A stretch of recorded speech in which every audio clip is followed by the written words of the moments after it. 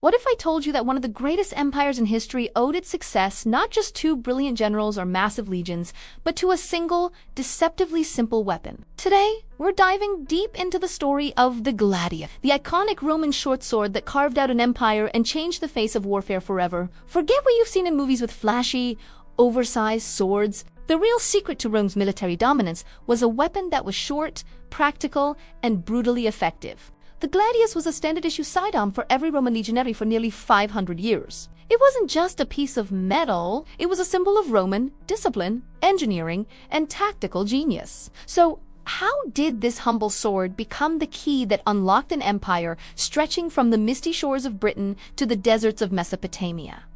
Let's find out. To really understand the Gladius, we need to go back in time before Rome was a superpower. Early Roman armies were a lot like their neighbors, using tactics and weapons borrowed from the Greeks and their primary weapon was the spear, used in a phalanx formation. Swords were secondary, long and clumsy, designed for hacking and slashing from a distance. But everything changed when the Romans clashed with a new enemy in the Iberian Peninsula, what we now call Spain. The tribes there, like the Celtiberians, wielded a unique short sword. It was double-edged with a sharp, tapered point, and it was devastating in close-quarters combat. The Romans, who were used to fighting in rigid formations, learned a painful lesson. Their longswords were useless once the enemy got past their spear points. The Spanish warriors, with their quick, agile blades, could inflict horrific wounds in the chaos of a melee. This sword was called the Gladius Hispaniensis, the Spanish sword.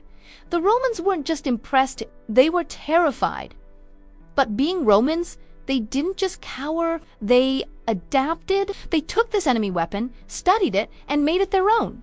So what made the Gladius so special? Let's break it down. Unlike the long, heavy swords of the Gauls or the hacking blades of other cultures, the Gladius was designed for one primary purpose: stabbing. It was relatively short, typically around 20 to 24 inches long. This might seem like a disadvantage, but it was actually its greatest strength. Imagine a Roman leader. He's carrying a massive shield, the scutum, which covers him from his shoulder to his knee. He's packed tightly in formation with his comrades, shield to shield. There's no room to swing a longsword. But the Gladius, it was perfect. A legionary could keep his shield locked with his neighbors, creating an impenetrable wall of wood and steel. And then, from behind this wall, he could deliver quick, deadly thrusts into the enemy. It was like a boxer's jab, fast, efficient, and repeated over and over.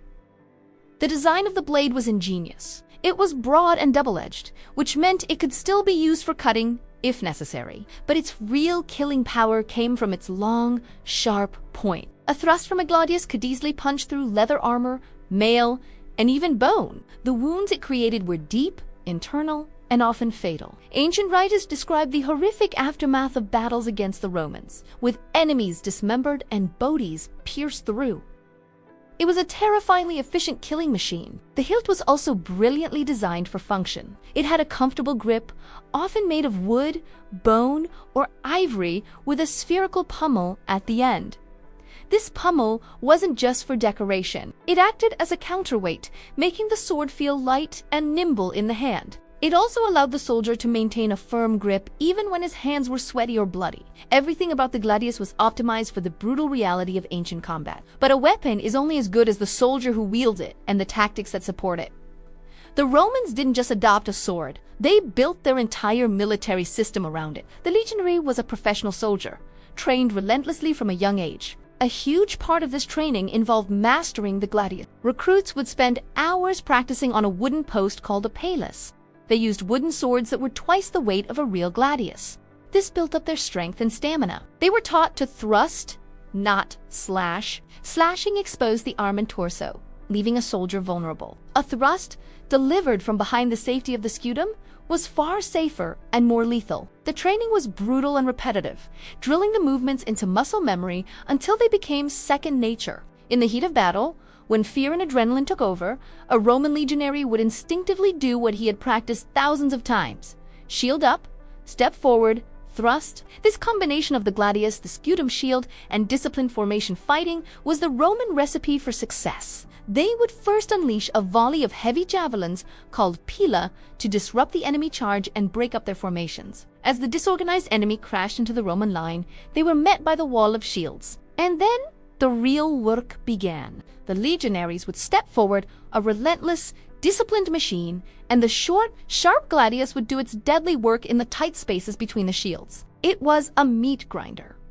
Over the centuries, the gladius evolved. The original Hispaniensis was longer. Later, the Mainz type appeared, still long-pointed but slightly shorter. Then came the most famous version, the Pompeii type, named after the examples found preserved in the ashes of Pompeii. This was a shorter, more practical blade with parallel edges and a shorter point, optimized even further for thrusting in tight formations. This shows the Romans were constantly refining and improving their gear based on battlefield experience. They were pragmatists, not traditionalists. If something worked better, they used it. The gladius wasn't just a weapon, it was a psychological tool. The sight of legions of disciplined soldiers advancing silently behind a wall of shields, their short swords ready, was terrifying. It represented the order and implacable power of Rome against the chaos of the barbarian world. For the legionary himself, the gladius was his trusted companion, the tool of his trade. It was a symbol of his citizenship, his duty, and his part in the grand project of the Roman Empire. So why did the era of the gladius end? Like all empires, Rome's military needs changed. As the empire expanded, its borders became vast and difficult to defend. The nature of warfare shifted from large-scale pitched battles to skirmishes and cavalry engagements on the frontiers. The primary enemy was no longer a tightly packed infantry force, but fast-moving horsemen from the east and Germanic raiders from the north. In this new environment, the close-order infantry tactics that made the gladius so effective became less relevant.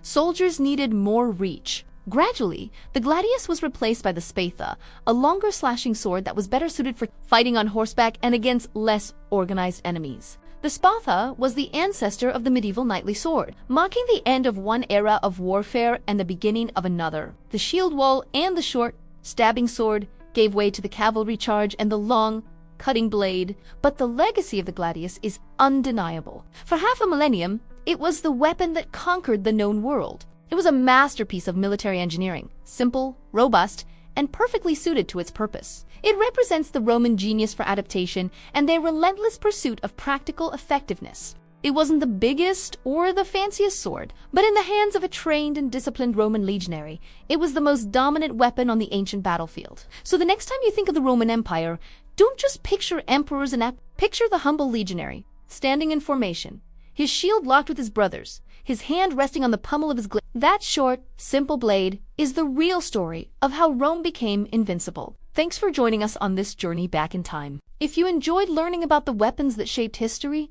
make sure to hit that like button and subscribe for more deep dives into the ancient world. Let us know in the comments what piece of historical hardware you'd like us to explore next. See you in the next video!